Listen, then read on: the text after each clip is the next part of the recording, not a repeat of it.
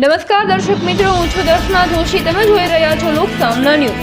તો જોઈએ આજના સમાચાર રાજકોટથી.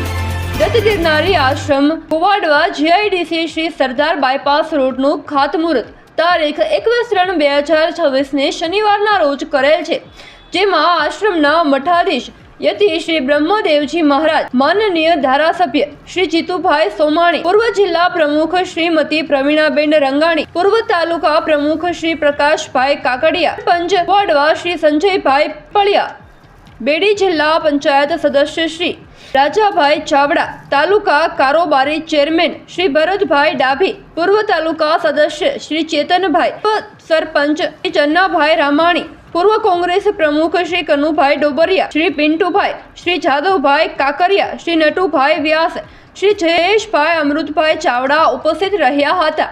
તો ફરી મળીશું એક નવા સમાચાર સાથે. ત્યાં સુધી જોતા રહો લોક સામના ન્યૂઝ.